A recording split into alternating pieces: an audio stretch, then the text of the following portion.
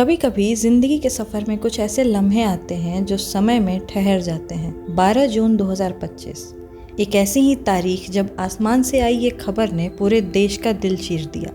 Air India की flight AI-171 महज 33 second की उड़ान और फिर मौत का सन्नाटा।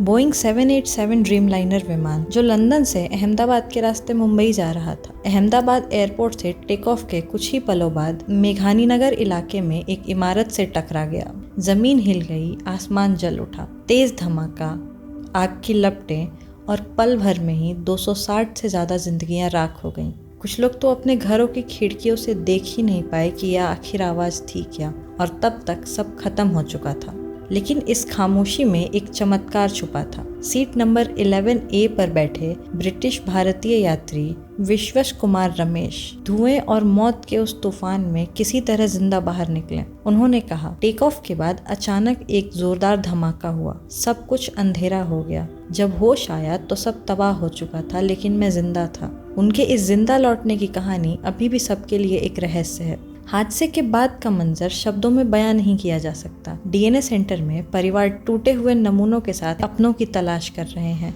किसी की जेब में बचा हुआ एक रुमाल, किसी के हाथ में जला हुआ बोर्डिंग पास, एक माँ जिसने अभी तक अपने घर में ये खबर नहीं दी कि उसका बेटा अब कभी नहीं लौटेगा, एक पिता जो स्टेशन पर इंतजार करता रहा और अब कभी किसी एयरपोर्ट की ओर नहीं देखेगा।